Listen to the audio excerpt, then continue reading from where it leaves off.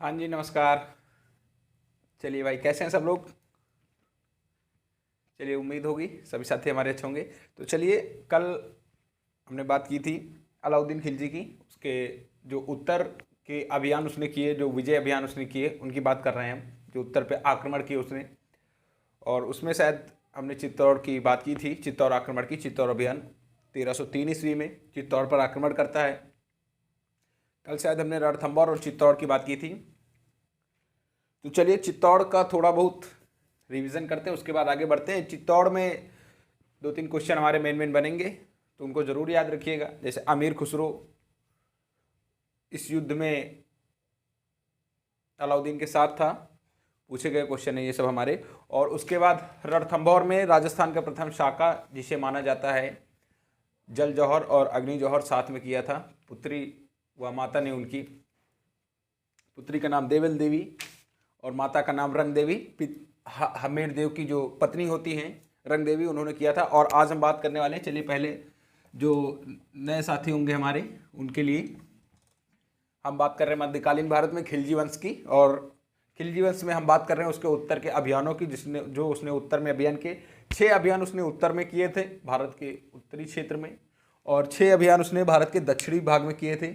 चलिए, मैप है लेकिन इतना बड़ा मैप इसमें आएगा नहीं, तो आप अपने हिसाब से समझ लीजिएगा। तो जो इसके दक्षिण के अभियान होते हैं उनमें सारे इसका जो सेनापति होगा मलिक काफूर होगा, और उत्तर में इसके अलग अलग सेनापति जाते हैं। अलाइन उल मुल्क, ये जो इसका एक कोतवाल था, दिल्ली का कोतवाल अलाइन उल मुल्क, इसका भी सेनापति होता है आगे। तो चलिए, जो मेन मेन इसके सेनापति थे उनकी हमने बात की थी। 5 मेन इसके सेनापति होते हैं। और जफर खां जो है मार दिया जाता है, कब? मंगोलों के विरुद्ध लड़ते हुए। और नुसरत खां मारा जाता है हमीर देव जी के द्वारा रणथंभौर अभियान में। तो ये सब चीज़ें याद रखिएगा आप। और चलिए, आज बात कर रहे हैं हम अलाउद्दीन खिलजी की। अलाउद्दीन खिलजी की, खिलजी वंश की बात कर रहे हैं वैसे हम। और खिलजी वंश में बात कर रहे हैं हम अलाउद्दीन खिलजी की। और आज बात करने वाले हैं इसका जो चौथा आक्रमण होता है इसमें, कि इसके उत्तर अभियानों की बात कर रहे हैं, लिख लीजिएगा, है ना, नहीं समझ में नहीं आएगा। अलाउद्दीन के, चलिए चौथा अभियान डालिएगा सीधा, क्योंकि ज़्यादा जगह रहेगी नहीं, फिर चीज़ें अच्छी नहीं आएंगी। तो मालवा चौथा आक्रमण करता है ये मालवा के ऊपर। और वहाँ के शासक महलक देव होते हैं, और उनके जो सेनापति का नाम हरनद मिलता है, कोको प्रधान होता है, सेनापति का नाम हरनद। और जो महलक देव वहाँ के शासक होते हैं मालवा के। और इसका जो इसमें देखिए सन वगैरह ज़्यादा नहीं पूछा जाएगा। 1305 ईस्वी में मालवा में आक्रमण करता है। और इसका जो सेनापति होता है अलाइन उल मुल्क के संरक्षण में आक्रमण किया जाता है मालवा के ऊपर, और वहाँ पर विजय प्राप्त करता है हरनद, जो सेनापति महलक देव का और अलाइन उल मुल्क के बीच युद्ध होता है। और वहाँ पर शासक बन जाता है कौन? हरनद। और ये जो दक्षिण में होता है, इन्होंने यहाँ पे प्रत्यक्ष शासन नहीं किया था, अप्रत्यक्ष तरीके से शासन करते थे। कि जैसे मान लीजिए देवगिरी को उन्होंने लूटा। अभी एक बार देवगिरी पे आक्रमण हुआ है। और आक्रमण कब हुआ है? 1296 ईस्वी में आक्रमण हुआ है, जब अलाउद्दीन खिलजी ने आक्रमण किया था। अपने चाचा से अनुमति मांगी थी चंदेरी जाने की, और आक्रमण कर दिया था देवगिरी के ऊपर। तो ये शुरुआत से ही काफ़ी चतुर और चालाक था। और तो चलिए फिर आगे की बात करते हैं इसके मालवा अभियान की। 1305 ईस्वी में आक्रमण किया था। ज़्यादा कुछ नहीं है इसमें, पूछा जाएगा कि महलक देव वहाँ के शासक कौन थे मालवा के, और मालवा के सेनापति तो हरनद थे। तो चलिए, चौथा आक्रमण है इसका मालवा के ऊपर आक्रमण होता है। मालवा अभियान या मालवा आक्रमण डाल दीजिएगा 1305 ईस्वी में। और मालवा के शासक जो होते हैं लिखिएगा, यहाँ के शासक होते हैं महलक देव। महलक देव शासक होते हैं। और इनके जो सेनापति का नाम मिलता है, सेनापति इनके हरनद होते हैं। सेनापति का नाम क्या मिलता है? हरनद। और चलिए एक पॉइंट लिखिएगा, अलाउद्दीन का सेनापति कौन होता है? अलाउद्दीन के सेनापति अलाइन उल मुल्क के संरक्षण में इसमें आक्रमण किया जाता है, लिख लीजिएगा। सेनापति होता है आइन उल मुल्क, अलाउद्दीन के सेनापति आइन उल मुल्क। और हरनद के मध्य युद्ध होता है, याद रखिएगा। हरनद के मध्य युद्ध हुआ, हरनद पराजित होगा जाहिर सी बात है ना, क्योंकि ये बहुत ज़्यादा शक्तिशाली थे ये सब। 4.75 लाख की सेना थी इसके पास, और एक ही समय पे ये उत्तर में भी आक्रमण, दक्षिण में भी आक्रमण। तो आप यहीं से अंदाज़ा लगा सकते हैं कितना पावरफुल आदमी था ये। तो हरनद यहाँ पे पराजित हो जाते हैं, मार दिए जाते हैं, और उसके बाद अलाइन उल मुल्क विजय होता है यहाँ का, और मालवा का शासक या सूबेदार नियुक्त हो जाता है ना। तो लिख लीजिएगा, युद्ध हुआ, हरनद पराजित होता है इसमें, हरनद पराजित हुआ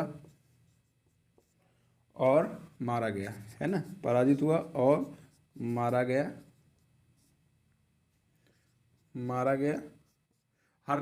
और इसके हरनद की मृत्यु के बाद यहाँ का शासक बनता है कौन, अलाइन उल मुल्क, यहाँ का सूबेदार नियुक्त कर दिया जाता है मालवा का। चलिए, इसके बाद एक कल हमने जाते जाते क्लास में एक बात की थी, एक शोक आक्रमण होता है इसका। ज़्यादा तो उसके बारे में डिटेल से नहीं पता है, लेकिन एक शोक आक्रमण इस बीच में ये करता है। और उसमें क्यों करता है, क्योंकि इसकी एक सैन्य टुकड़ी होती है, सैन्य टुकड़ी इसकी जा रही होती है, और विंध्याचल पर्वत रास्ते में पड़ता है। विंध्याचल जो हमारे यूपी और एमपी से लोग होंगे तो काफ़ी अच्छे से जानते होंगे ना। और वहाँ के जो शोक के शासक थे नाहर सिंह, इसकी जब सैन्य टुकड़ी जा रही थी तो उन्होंने इसकी सैन्य टुकड़ी को रोकने का प्रयास किया था, रास्ता नहीं दिया था। तो उन दोनों के बीच में युद्ध होता है और नाहर सिंह जी पराजित हो जाते हैं। और यही शोक आक्रमण है, ज़्यादा पूछा नहीं जाएगा, आप लिखना हो तो लिख लीजिएगा। जो शोक आक्रमण होता है उसमें विंध्याचल पर्वत को यह पार करता है, और विंध्याचल पर्वत को पार करने वाला प्रथम सुल्तान अलाउद्दीन खिलजी, विंध्याचल पर्वत को पार करने वाला प्रथम सुल्तान अलाउद्दीन खिलजी होता है। और ये पूछा गया हमारा क्वेश्चन है, विंध्याचल पर्वत को पार करने वाला प्रथम सुल्तान अलाउद्दीन खिलजी कब शोक आक्रमण में, तो जरूर याद रखिएगा 1304 ईस्वी में आक्रमण होता है। और यहाँ पर जो शासक होते हैं नाहर सिंह, शोक के शासक होते हैं। तो शोक आक्रमण इतना ज़्यादा इंपॉर्टेंट नहीं है, लेकिन लिख लीजिएगा आप। चलिए, और यहीं पर इसने विंध्याचल पर्वत को पार करके दक्षिण पर आक्रमण किया था, शुरुआत की थी इसने दक्षिण पर। दक्षिण का जो इसके सारे अभियान होंगे उसमें सबका सेनापति मलिक काफूर होगा, ज़रूर याद रखिएगा। दक्षिण में आपसे कोई भी क्वेश्चन पूछा जाता है तो राम सेनापति मलिक काफूर, सेनापति मलिक काफूर होगा। इसके पूरा दक्षिण भारत इसने जीत के इसके कदमों में डाला था। चलिए, अगला लिखेगा मारवाड़, मारवाड़ विजय, पांचवा आक्रमण होता है इसका मारवाड़ के ऊपर 1308 ईस्वी में।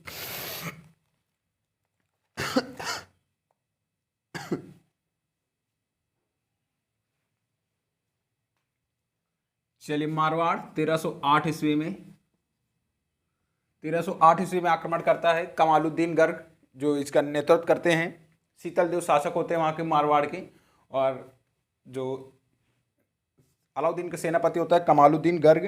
तो चलिए लिखिएगा, ज़्यादा कुछ पूछा जाने वाला है नहीं, यही पूछा जाएगा कि मारवाड़ के शासक कौन थे, या इस युद्ध का नेतृत्व किसने किया था, किसने, अलाउद्दीन खिलजी की तरफ से। तो कमालुद्दीन गर्ग ने इसका आक्रमण की, सेनापति था इसमें। तो चलिए लिखिएगा, यहाँ के मारवाड़ के जो शासक होते हैं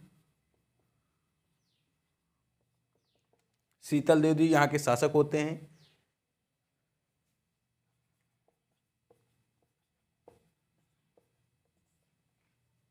एक मिनट,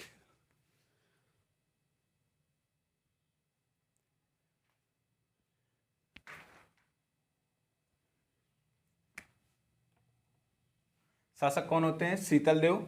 और इसका सेनापति लिख लीजिएगा, अलाउद्दीन का सेनापति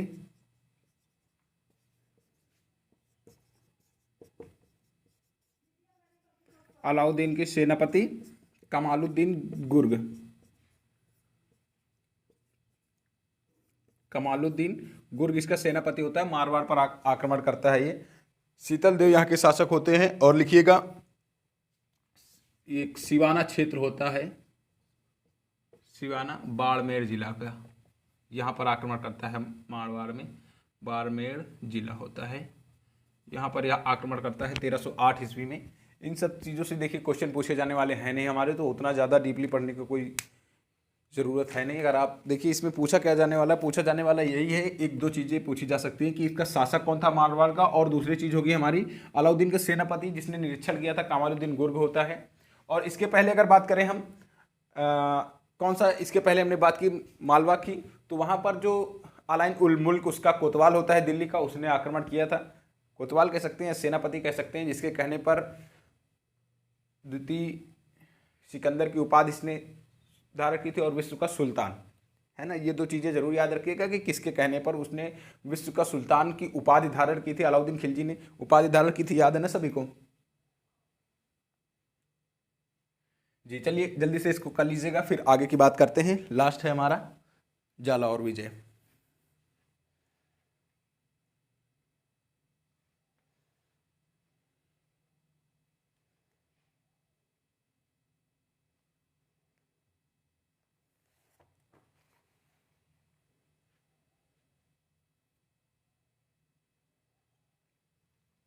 चलिए जालौर विजय की बात करते हैं।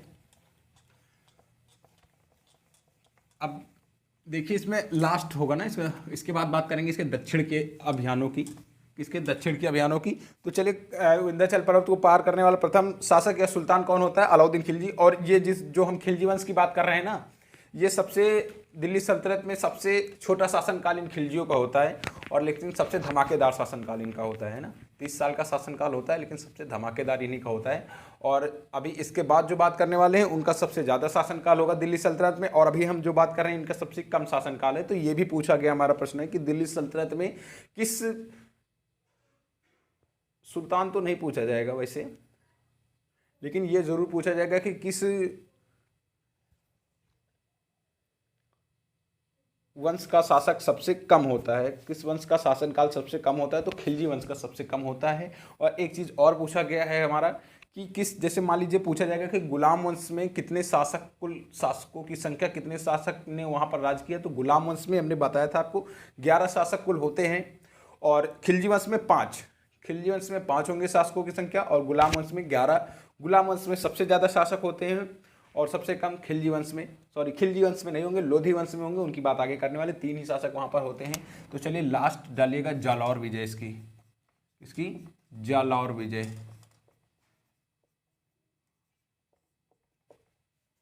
जालौर विजय कब? 1311 में लिखिएगा।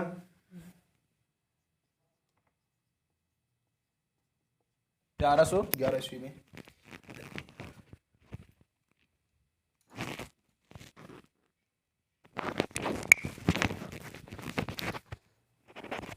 चलिए जालौर विजय 1311 ईस्वी में। देखिए जो जालौर के शासक होते हैं कान्हड़देव चौहान शासक होते हैं कान्हड़देव। इन्होंने 1304 3 या 4 ईस्वी के मध्य अलाउद्दीन की अधीनता स्वीकार कर ली थी कि हाँ भाई हम आपको बराबर हर वर्ष का सूबेदारी देते रहेंगे। और जब इन्होंने इसकी अधीनता स्वीकार कर ली थी तो इनका जो पुत्र होता है वीरमदेव को अलाउद्दीन खिलजी अपने साथ लेके गया था, और साथ ले जाने के बाद इसको अपने दरबार में रखा था। दरबार में जो भी आप कह सकते हैं, या दरबारी बना के जो भी रहा हो, दरबार में रहता था अलाउद्दीन खिलजी के, गुलाम बना के ले गया था ये अलाउद्दीन। और 1304 या 5 ईस्वी की बात है। उसके बाद क्या होता है कि 1311 ईस्वी में जो कान्हड़देव जी होते हैं विद्रोह कर देते हैं। विद्रोह कहीं कहीं पर यह मिलता है कि कान्हड़देव के पुत्र और अलाउद्दीन की पुत्री फिरोजा के मध्य प्रेम संबंध को लेकर इसमें आक्रमण हुआ। कि ऐसा कहा जाता है कि कान्हड़देव जी के जो पुत्र थे वीरमदेव, उन्होंने मना कर दिया था कि हम शादी नहीं करेंगे। और भाई अब उस समय की पुत्री, अलाउद्दीन की पुत्री से आप मना कर रहे हैं, जो सबसे शक्तिशाली शासक होता है उस समय का, आप उससे लोहा ले रहे हैं। तो उसी के कह सकते हैं कि पुत्री के कहने पर या कान्हड़देव जी ने विद्रोह किया था, इस पर आक्रमण करता है अलाउद्दीन खिलजी। और कमालुद्दीन गुर्ग ही इसका नेतृत्व करता है, इसका सेनापति कमालुद्दीन गुर्ग को भेजता है अलाउद्दीन की, जाइए भाई देखिए क्या माहौल है वहाँ का ना, क्यों नहीं मान रहे लोग हमारी बात। तो कमालुद्दीन गुर्ग आता है और इनको पराजित कर देता है कान्हड़देव को। तो चलिए लिखिएगा जालौर के जो शासक होते हैं कान्हड़देव, शासक कौन होते हैं? कान्हड़देव चौहान।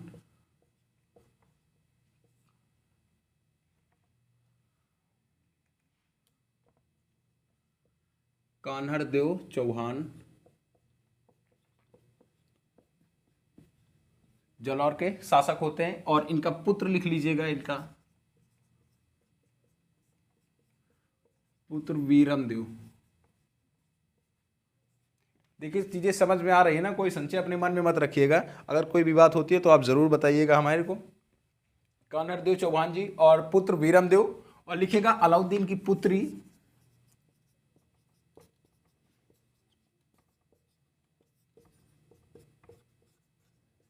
अलाउद्दीन का सेनापति, पुत्री बाद में लिखिएगा कमालुद्दीन गुर्ग।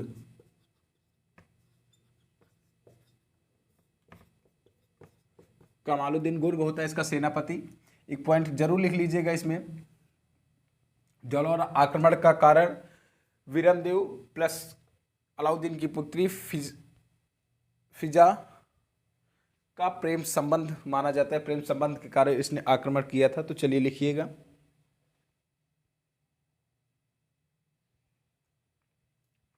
चलिए इस आक्रमण का कारण, इस आक्रमण का कारण, सॉरी जलालुद्दीन लिख रहे हैं इसमें, अलाउद्दीन लिखिएगा। इस आक्रमण का कारण अलाउद्दीन की पुत्री फिरोजा व वीरमदेव का प्रेम संबंध माना जाता है। वह वीरमदेव का प्रेम प्रसंग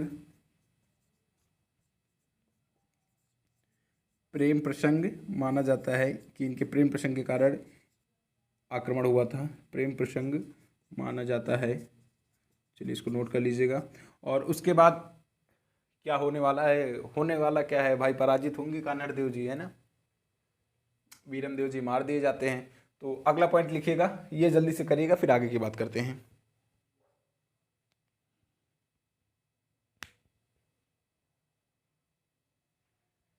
चलिए यहीं पर जालौर का नाम भी बदलने वाला है ना, जालौर का नाम अलाउद्दीन जलालाबाद कर देगा, और यहाँ का जो सूबेदार कमालुद्दीन गुर्ग बन जाएगा। इसके पहले जो हमने बात किया था मारवाड़ की, वहाँ का कमालुद्दीन गुर्ग सूबेदार नहीं बनता है, अलाइन उल मुल्क मालवा का सूबेदार बन जाता है, शासक बन जाता है, लेकिन कमालुद्दीन वहाँ का शासक नहीं बनता है मारवाड़ का। इन सब चीज़ों से जरूर याद रखिएगा, पूछे जाने वाले क्वेश्चन हमारे यहीं से बनेंगे। शासक प्लस सेनापति दो चीज़ें पूछेगा, इससे आगे तो नहीं पूछेगा हमारे हिसाब से, लेकिन फिर भी कोई भी संशय अगर आपका रहता है हमारे कोई भी साथी का तो ज़रूर बताइएगा, संशय मन में मत पाल के बैठेगा, आप क्वेश्चन करिए जवाब मिलेगा आपको, है ना। तो चलिए अगला लिखिएगा, इसमें ऊपर वाला आपके उसमें बना रहना चाहिए। किसी दिन एक रिवीजन क्लास करेंगे क्योंकि पीछे वाली चीज़ें गायब होने लगी होंगी, हमें भी पता है। तो लाइन से हर एक घटना का क्रम करते हुए आगे बढ़ेंगे, है ना, कि सबसे पहले क्या घटना हुई। जलालुद्दीन बैठता है, अपना राज्याभिषेक कहाँ पे करवाया था। एक मोस्ट इंपॉर्टेंट क्वेश्चन हमारा याद आ गया, खिलजियों की राजधानी क्या थी, खिलजियों की राजधानी क्या थी, कोई साथी बताएगा तो चलिए आप कमेंट बॉक्स में ज़रूर बताइएगा अगर कोई वीडियो देखेगा तो। खिलजियों की राजधानी क्या थी, प्लस जलालुद्दीन ने अपना राज्याभिषेक किस महल में करवाया था, और प्लस अलाउद्दीन ने अपना राज्याभिषेक किस महल में करवाया था, दोनों का क्वेश्चन जो है हमारा जरूर बताइएगा। इसमें कमालुद्दीन गुर्ग विजय होता है, लिख लीजिएगा, विजय हुआ वह सूबेदार बना है, लिख लीजिएगा, विजय हुआ प्लस सूबेदार बनता है। पूरा लाइन में लिखने का कोई मतलब नहीं है, विजय हुआ और सूबेदार बना। और अगला पॉइंट लिखिएगा यहाँ पर, अलाउद्दीन ने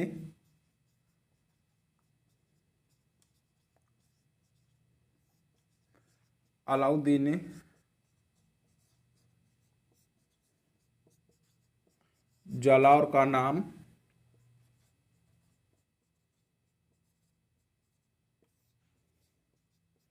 जलालाबाद कर दिया, जालौर का नाम जलालाबाद कर दिया। चलिए एक बार देखते हैं टाइम कितना हुआ, 19-20 मिनट हुआ है अभी। तो चलिए फिर शुरू करें। आज दक्षिण के अभियानों की बात, 6 हैं दक्षिण के अभियान, ज़्यादा नहीं है इसके। तो फिर चलिए अगर आप चाहें तो एक आक्रमण कर लेते हैं दक्षिण का, इसको जल्दी से करिएगा, फिर दक्षिण आक्रमणों की बात करते हैं इसकी, क्योंकि इंपॉर्टेंट हैं, वहाँ से हमारे क्वेश्चन बनने वाले हैं।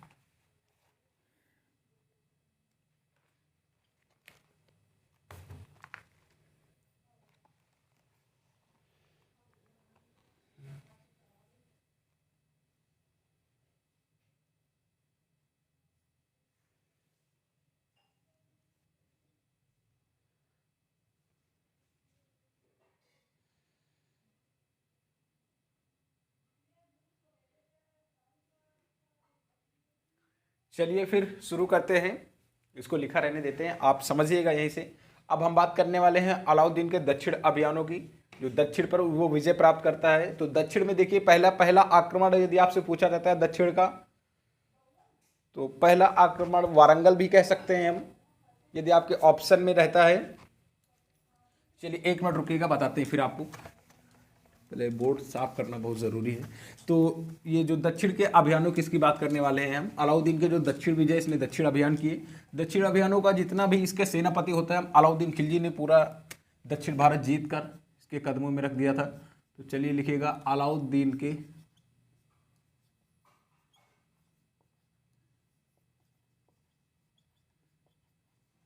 अलाउद्दीन खिलजी के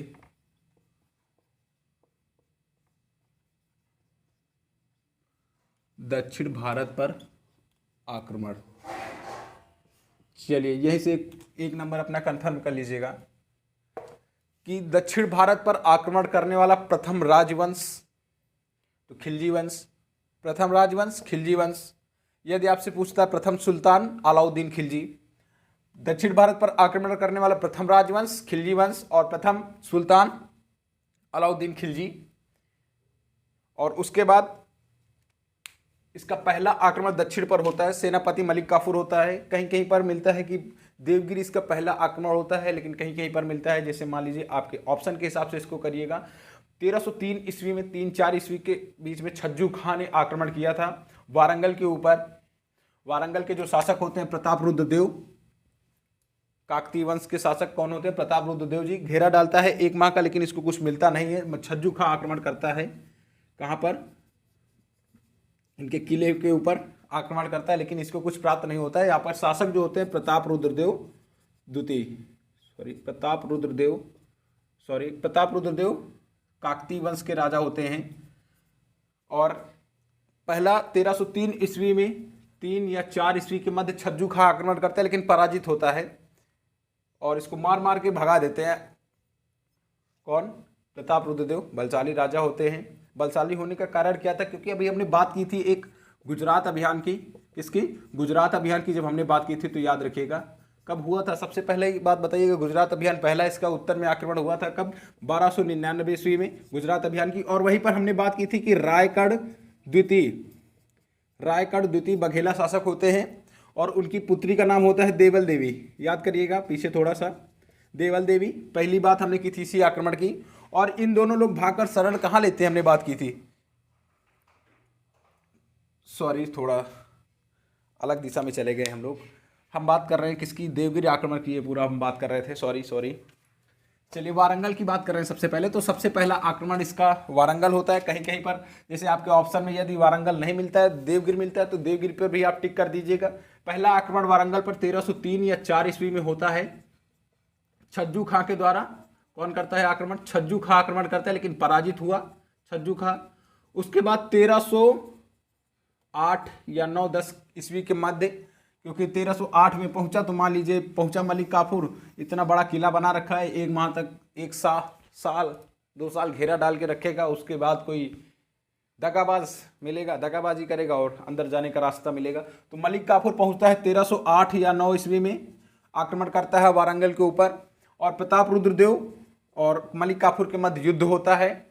परिस्थितियां कुछ ऐसी आ जाती हैं कि प्रताप रुद्रदेव को सरेंडर करना पड़ता है और कहा जाता है कि इन्होंने अपनी सोने की मूर्ति और अपने गले में डलवाकर, अपनी सोने की मूर्ति बनवा के अपने गले में डालकर और खुद को सोने की जंजीरों से कैद करके मलिक काफूर के मध्य अपना सरेंडर करते हैं, आत्मसमर्पण किया। मलिक काफूर ने इनको बंदी बना लेता है और यही पर याद रखिएगा कोहिनूर हीरे की भी बात करते हैं। कोहिनूर हीरा, अब बंदी बन गए हैं कौन, प्रताप रुद्रदेव, क्योंकि भाई जान से प्यारा कुछ है नहीं, है ना, क्योंकि जान है तो जहान है। खूब सारा सोना चांदी दिया मलिक काफूर को, तो उसको क्या चाहिए, मलिक काफूर को चाहिए क्या भाई, उनको अप्रत्यक्ष शासन करना है। और यहाँ का अप्रत्यक्ष शासन करना, इनको धन लूटना इनका मेन मकसद है मलिक काफूर का। तो बहुत सारा धन मिला, इनको बंदी बना लिया गया। प्रताप रुद्रदेव जी को और बंदी बनाकर दिल्ली ले जाया गया। बहुत जगह कहा जाता है कि जो कोहिनूर हीरा होता है, कोहिनूर हीरा स्वयं प्रताप रुद्रदेव ने अलाउद्दीन खिलजी को दिया था अपने हाथों से, लेकिन बहुत जगह कहा जाता है कि कोहिनूर हीरा प्रताप रुद्रदेव ने मलिक काफूर को दिया और मलिक काफूर ने अलाउद्दीन खिलजी को दिया। तो आप अपने हिसाब से कर लीजिएगा जैसे भी आपको पॉइंट में मिलता है, लेकिन हमारे हिसाब से यही होगा कि प्रताप रुद्रदेव ने अलाउद्दीन खिलजी को कोहिनूर हीरा यहीं पर दिया था। और जो अभी ब्रिटेन की महारानी ब्रिटेन में है, ये कोहिनूर हीरा अभी आगे बढ़ता गया जैसे राजवंश चलते गए, मुगलों के पास, मुगलों के बाद अंग्रेजों के पास, सब ब्रिटेन पहुंच चुका है। और वहीं पर है रानी के जो उसमें जो टोपी वो लगाती हैं उसी में है। और समझ में आया ये अभियान। प्रताप रुद्रदेव बंदी बनाकर चले गए दिल्ली, और ये होता है वारंगल अभियान। वारंगल तेलंगाना में स्थित है, वारंगल क्षेत्र है, वहाँ पर प्रताप रुद्रदेव जी शासक होते हैं वहाँ कर। और ये गोलकुंडा की खान में कोहिनूर हीरा प्राप्त होता है। तो वारंगल अभियान लिखिएगा, पहला इसका दक्षिण भारत पर आक्रमण होता है वारंगल। चलिए लिखिएगा, पहला आक्रमण वारंगल पर।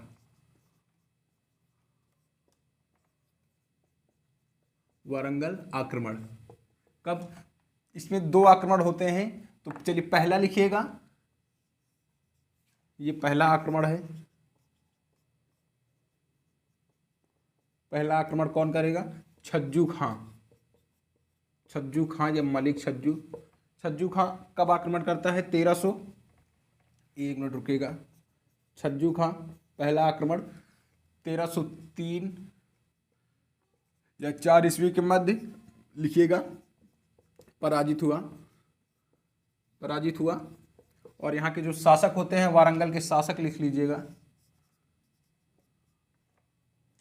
एक मिनट।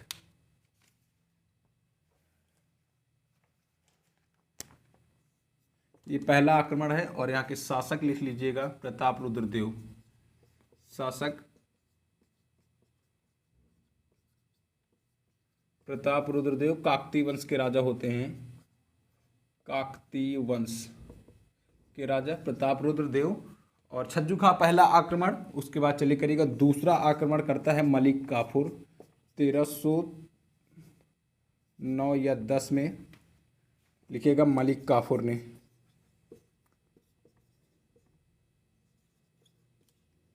किसने किया? मलिक काफूर ने।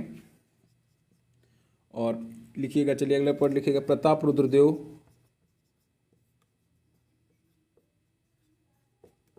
रुद्रदेव ने आत्मसमर्पण। प्रताप रुद्रदेव ने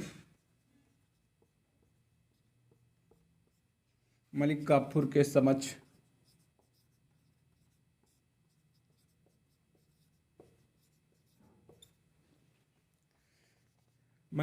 समक्ष अपनी लिखिएगा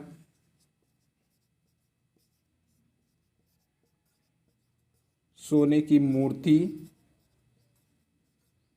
व स्वयं को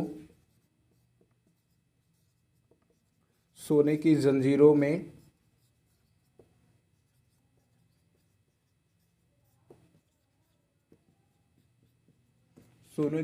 में कैद करके आत्मसमर्पण किया। 1309 या 10 की बात कर रहे हैं। और इन्हीं सोने की जंजीरों में कैद करके इनको दिल्ली लाया था, है ना। कैद भी कर रखा है तो सोने की जंजीरों में ना। तो थोड़ा सा रुकिएगा, इसमें ज़रा सा हम दवा दे देते हैं इसकी, तब तक आप नोट करिएगा इसको।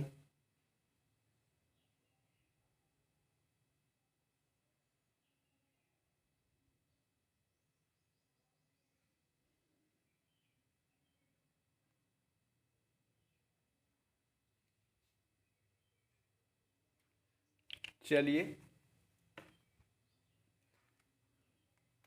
सोने की जंजीरों में कैद कर आत्मसमर्पण किया। मलिक काफूर इनका आत्मसमर्पण स्वीकार करता है।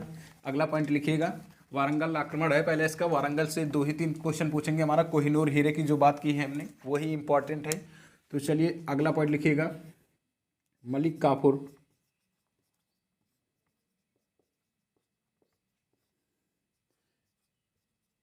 इनको मतलब प्रताप रुद्रदेव को कैद करके दिल्ली लाया,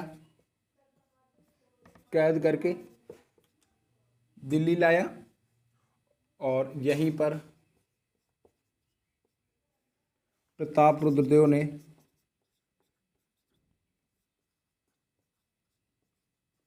कोहिनूर हीरा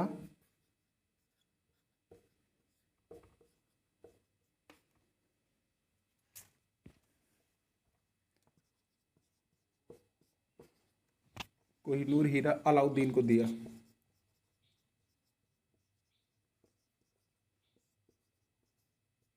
कोहिनूर हीरा अलाउद्दीन को दिया। बहुत सारे जगहों पर क्या मिलता है कि प्रताप रुद्रदेव ने पहले हीरा मलिक काफूर को दिया, उसके बाद मलिक काफूर ने अलाउद्दीन खिलजी को दिया। लेकिन यहाँ पर कई जगह ये भी मिलता है, देखिए आप अपने हिसाब से कर लीजिएगा, ये इतिहास है ना हमने देखा है अपनी आंखों से, ना आपने देखा है।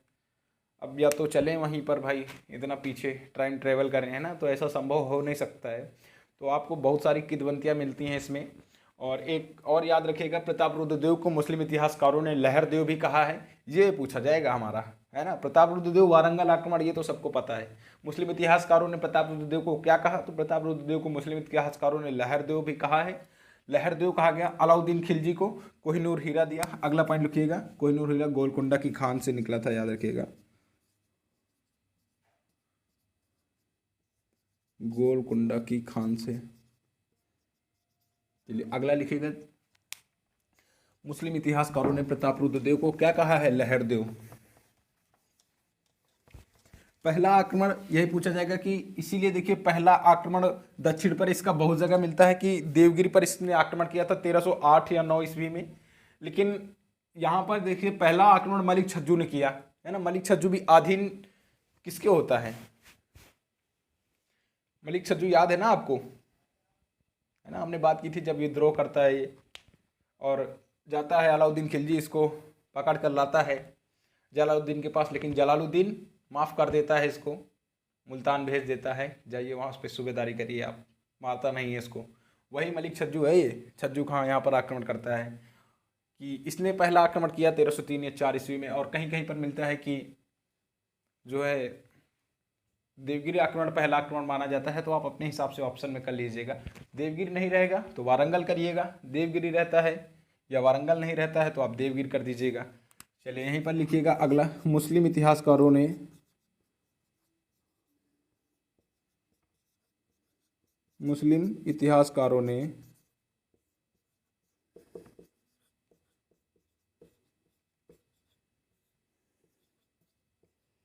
प्रताप रुद्रदेव को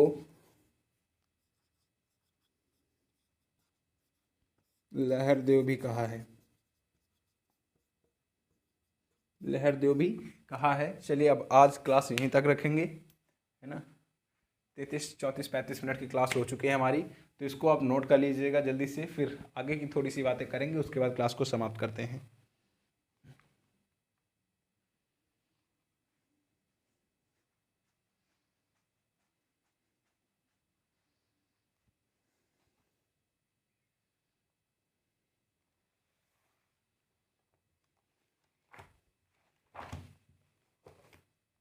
चलिए हो गया।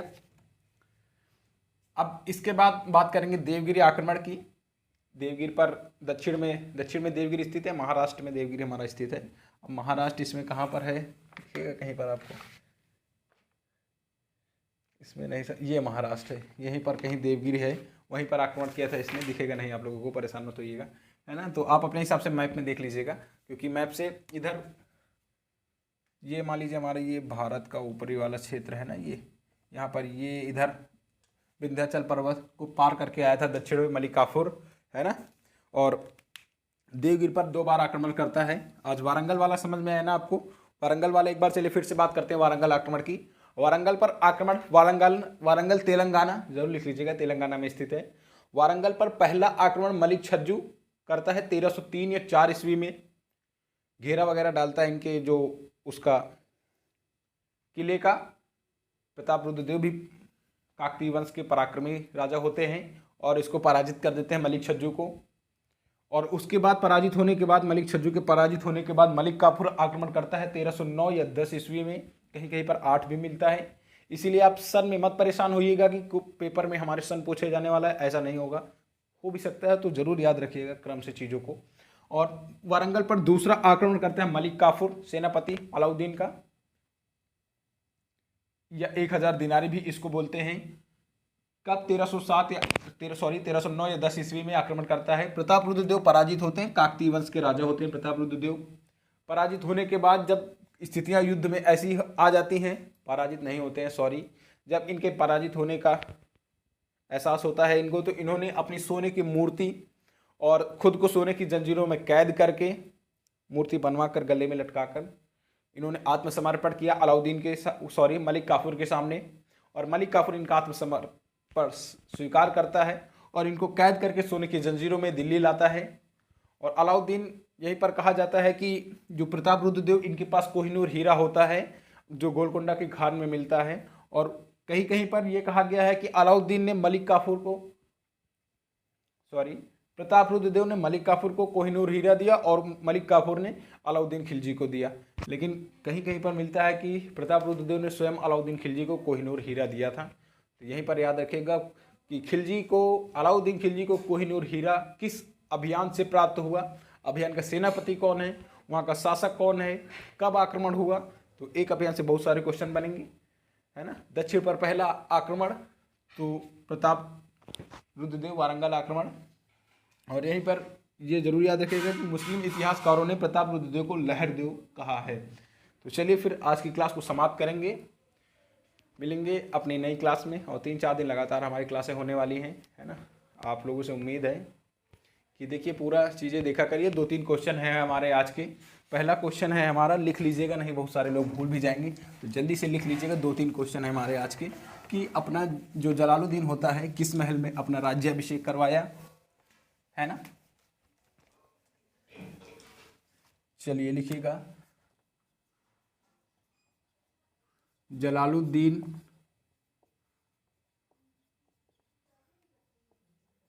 खिलजी ने अपना राज्याभिषेक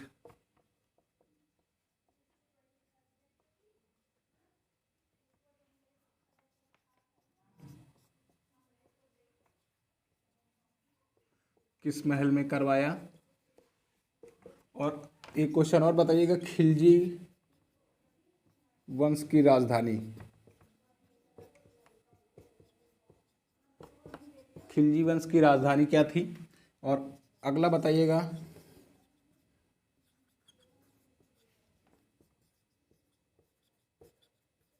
अलाउद्दीन खिलजी ने अपना राज्याभिषेक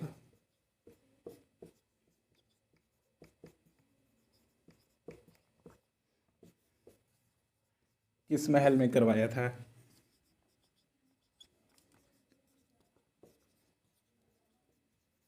किस महल में करवाया।